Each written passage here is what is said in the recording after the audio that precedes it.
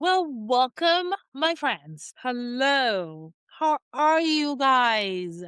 I hope you are enjoying the spring because I remember the first day. It was actually the day before the first day of spring, the legal first day of spring. It was a beautiful weather. I was so excited. And now it's been a few weeks and it's so fun to finally be in the warm weather, but today I'm feeling a little chilly, so I'm wearing a sweater. It's just been really great. So I hope you're enjoying the weather. Listen, today we're going to talk about redefining wealth, how neutrality gives you power over your money. Now, we're going to take it back a little bit and then bring it back up as adults so that I can make the link between the value of understanding the neutrality of circumstances. That's why today the title is about redefining wealth. What wealth really means to you, what you want it to mean, based on the fact that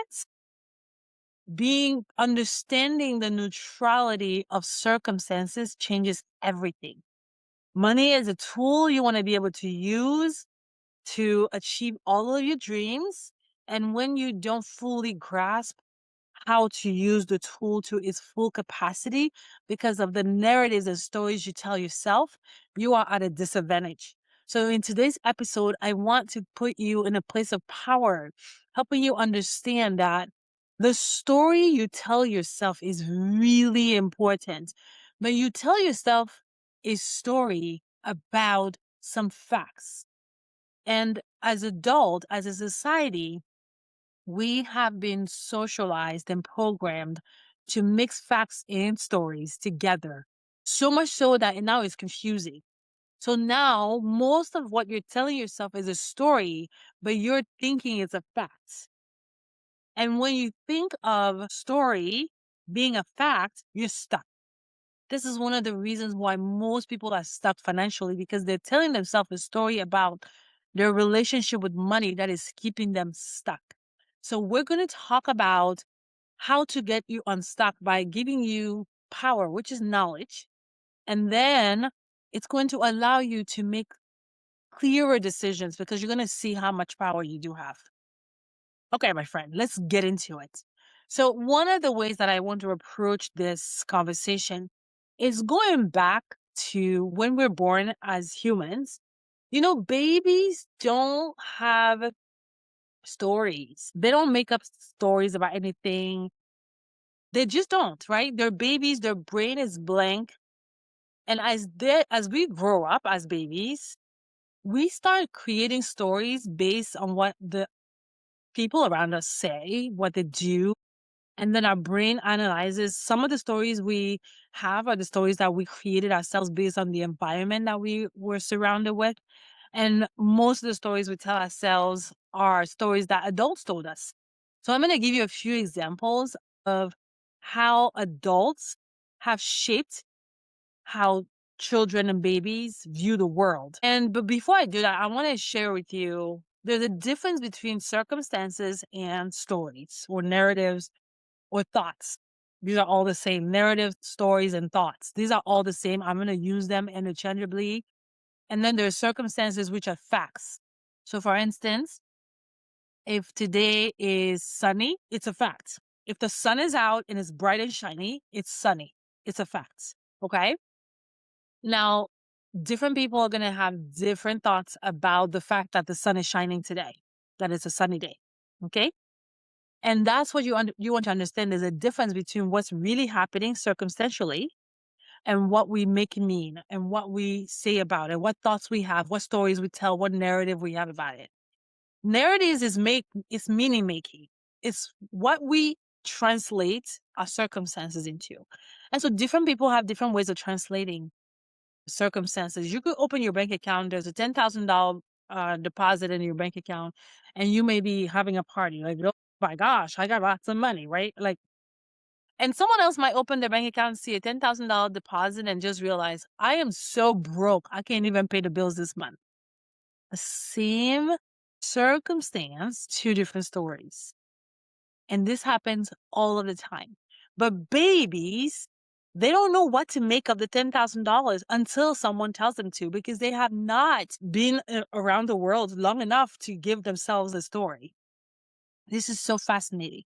Now, listen, our brain by itself can create powerful stories. And because of our negative bias, our brain by itself will create powerful negative stories. So even as a baby, you could put the baby in the dark room to grow by itself and never be around any adults. The baby's brain, as the baby grows, develops, will fill in the blanks.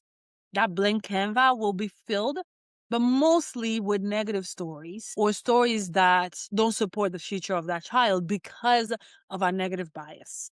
There will be some positive things here and there, because as much as we do have the negative bias, we also have the desire for growth and for ambition and for wanting more. So there will be those two forces that will be at war, but the most popular one will be the negative force. So these are just facts you want to understand about the way our brain is wired. Now, we know there's no child that ever grows up in the world by themselves with no adults in their lives. So now the war you have, or the I don't want to say the war, but like the combination you have in a brain's mind is what their own brain creates, what story, what mini making their brain makes based on circumstances around them, and then what the world around them has decided to make the story be. So here are some ways, as I was mentioning, some examples I'm going to share with you. Here are some ways that adults around children have given them a narrative about factual circumstances. And tell me if this resonates with your upbringing, something that you can relate to. So as children, we love asking questions, right? The why question. Oh my goodness. I remember growing up with my cousin, and he is, I want to say about 20 years younger than me, actually. And actually, no, maybe 15 years. Yes, he's about 15 years younger than me. And so I didn't understand the why question until I hung out with this little boy. When he was 5 years old, he would just be asking so many whys. And you would answer, you would say why and why and why, right? So, what do adults do after the fifth why? They go, stop asking so many questions.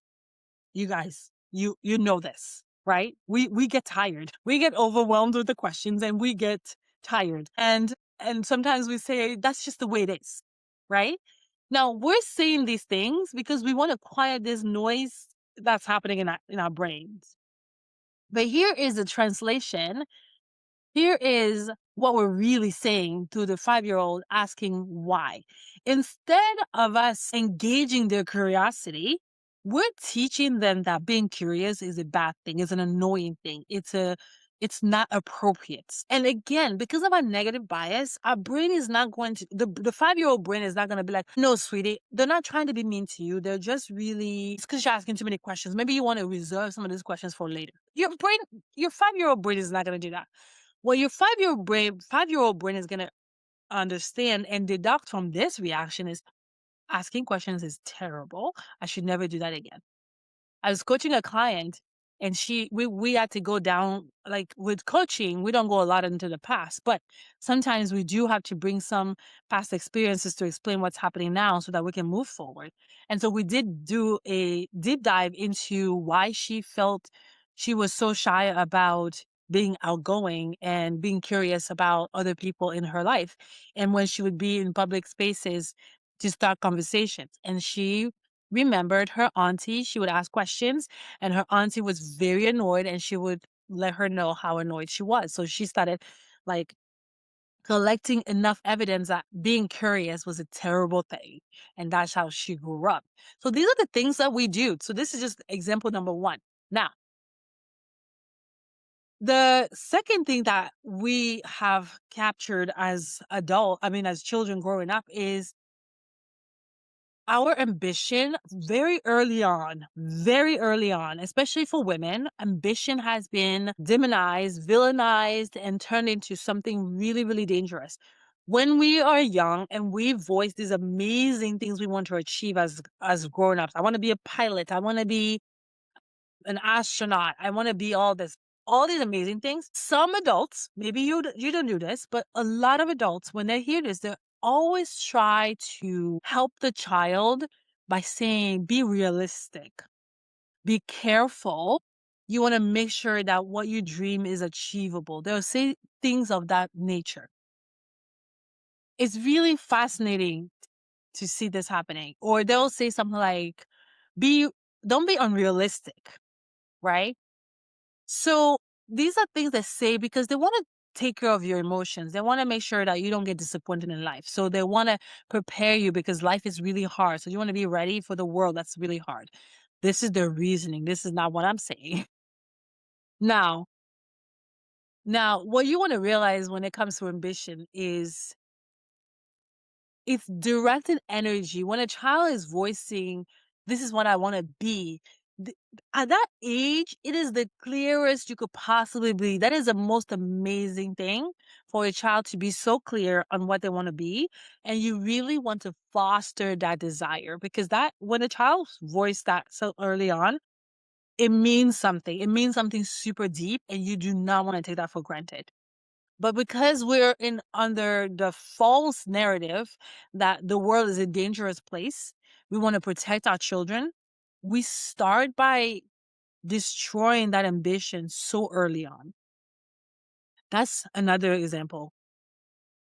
When you think about, there's a level of selfishness that is really important. You can't take care of anyone in your life if you don't know how to take care of yourself. And that's the kind of selfishness I'm talking about.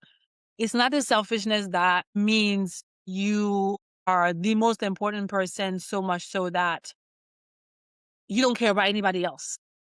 That is negative, and that is not what I'm talking about. There's a level of you taking care of yourself by putting yourself first. That is so important, especially for women, for mothers, right?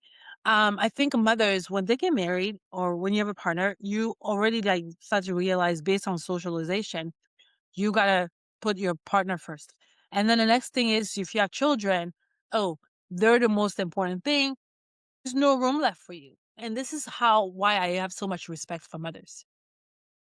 But as a woman, as a caretaker, as the mother, the person taking care of people in your life, if you don't take care of yourself, you can't do anything for other people. And this is why it's so hard because you're trying to care for people from an empty tank. There's nothing fueling you for you to pour into other people.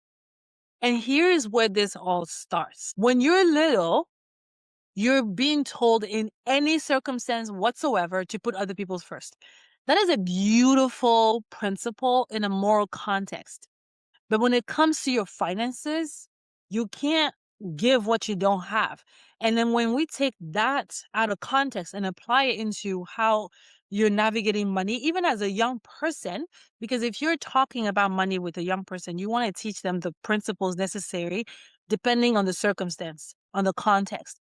Putting yourself first when it comes to money or putting other people first when it comes to money is not how you support other people. So if you're told that, out of context financially, then you start to assimilate that in any area of your life and it damages who you become as an adult. You start to muddle circumstances with the story, with meaning making, right? You start to mix all the things. Now, when you want to build financial confidence, it requires a degree of self-respect and putting yourself first so that you become a master in your own life for you to be able to help anyone else.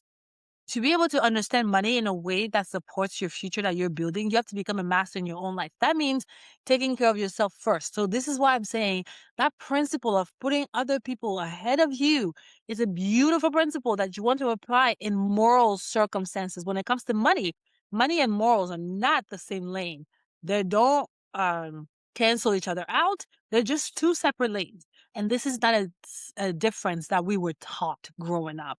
And when you're not taught this, you take that principle, you bring morality into finances, and it ruins everything because money is just a tool.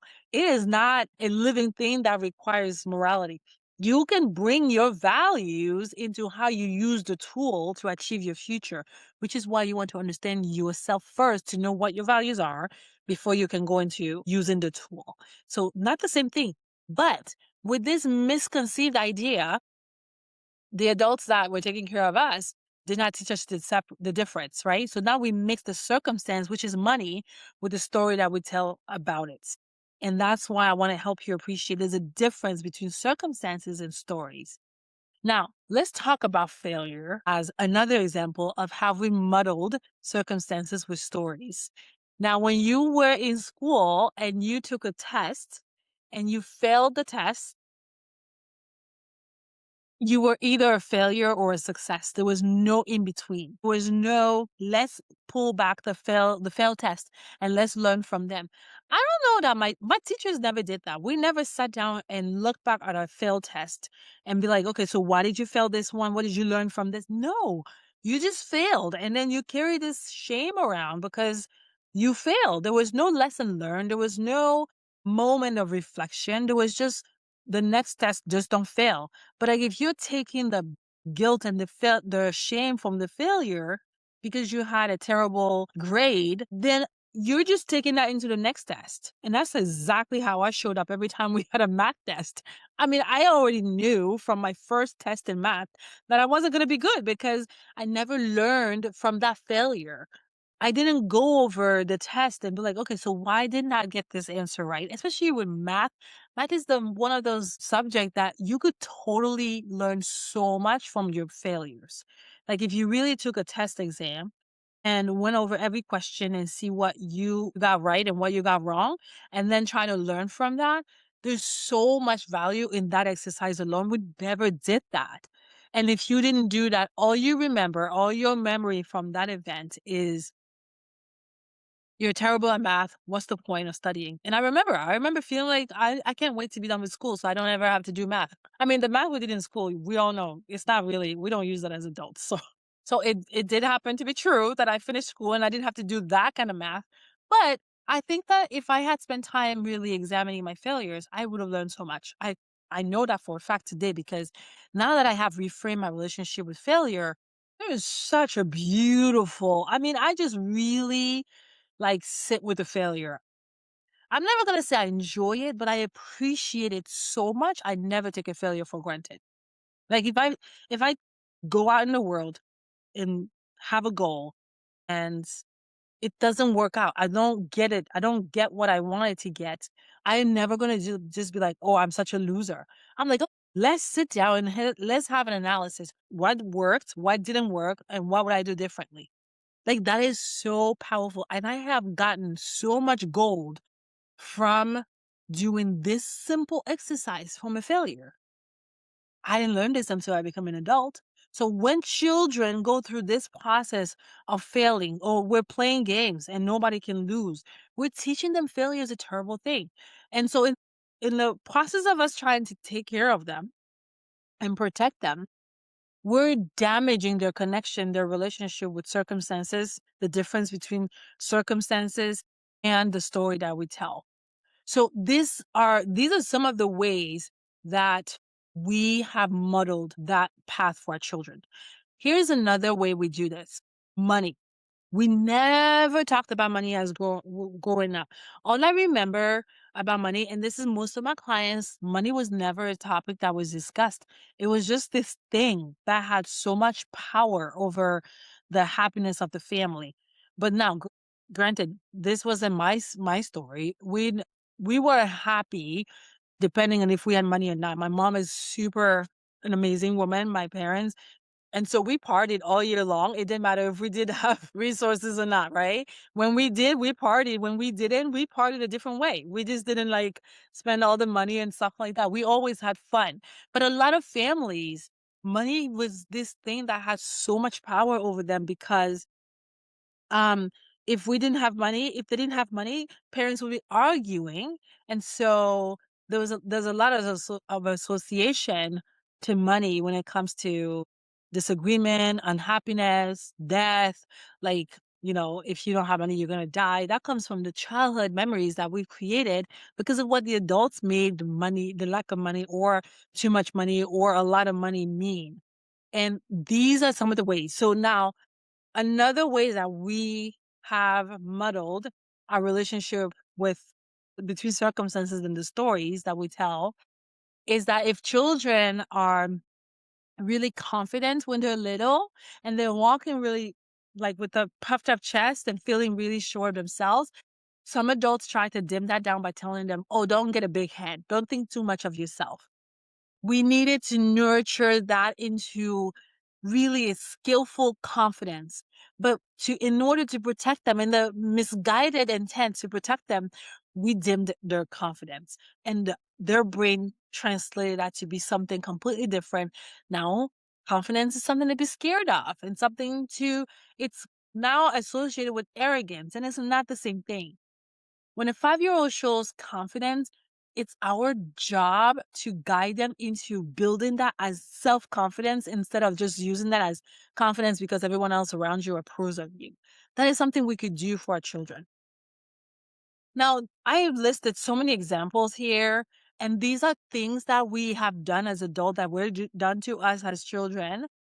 It was not on purpose. Again, it was just out of protection because we wanted to take care of our children and we thought that was the way. And what that has caused is to not only trigger in us humans the desire, the hunger to be happy all of the time, but also the idea that we don't understand that circumstances are neutral.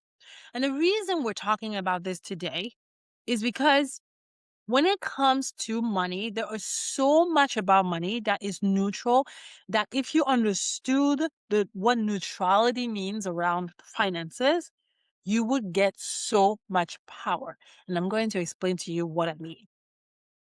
A lot of times we mix circumstances with stories. I have spent the first part of this episode breaking it down for you. So now you understand that what you think about what is happening in your life matters so deeply, but it also is important for you to recognize that it's just the way you're thinking about it.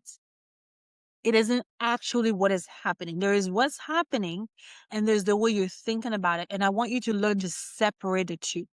In Money Academy this month, we are covering emotional resilience. And that is your capacity to feel a certain emotion and being able to move into a different emotion and not allow the initial emotion to direct your actions, to influence your actions, to be able to hold multiple emotions at once and just choose on purpose what is the emotion that will drive your action. That is what I call emotional resilience. What this does for your finances is that no matter what's going on in the world, what you do with your money, how you prepare for your future, how you show up every day in your life, you decide. You are 100% responsible for how you decide to show up in your life, in your finances, for your future. Because this matters so deeply because a lot of times people react to their emotions and they don't realize that they are actually powerful enough to decide, I don't need to react from this emotion. I can react from this emotion, and I'm going to use this emotion to fuel my actions. That's how much power you are. But the only way you know this and you use this power is when you understand that what is happening in the world is not the reason you feel the way you do. You feel the way you do because of what you're saying to yourself about what's happening in the world. So circumstances being neutral means they're not actually responsible for how you feel. What is creating how you feel is what you think about. And if you know that, if you really understand that what you think about, how you translate circumstances is what determines how you feel, then you are in power. Because if circumstances are the reason you feel the way you feel, then your power is gone because the circumstance is fixed. If the market is in a downturn, there's nothing you can do about that. And if that's the reason you feel the way you do, you're going to have to feel that way until the market changes and goes back up. You see what I'm saying? But if you know that that's just what's going on, that's just a circumstance, and how you feel is what you decided to make that circumstance mean, you are in so much power because now you can decide, I'm going to change the way I think about it because I don't like the way I feel. And based on how I think, it's going to move me to take different actions to create different results. That is the power of emotional resilience. Knowing that I am responsible of my outcome because I know I'm responsible for my emotions. This rule applies in every situation in life. But here are some circumstances to help you identify them so that you start to realize what you make them mean is what's creating the results you're creating in your life. I'm just going to read off of my list here. Your employment status, so your job, your career progress is a circumstance. Your savings, how much you have in your savings account, how much you have in your emergency account, how much you have in your general savings account, your investment, stocks, bond, real estate, retirement accounts. All those are circumstances. The expenses of your everyday living, your bills, those are circumstances. The economy itself, right? Whether there's a recession, inflation, there's growth, whether price go up and down, that's inflation, right? Taxes, all the taxes, home taxes, property taxes, capital gains, unexpected expenses, whether they're medical bills, car repairs, anything you can think of. Any type of debt, school loans, personal loans, mortgages, car loans, all the things. Debt is a circumstance. Your credit score is a circumstance.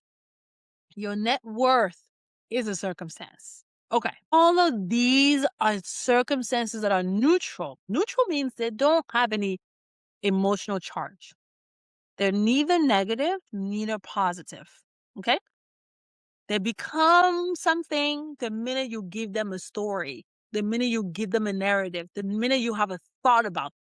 And this is what I use as a tool in our programs, the sequence. There's a circumstance. So you open your bank account, you have a debt, maybe $50,000 worth of debt.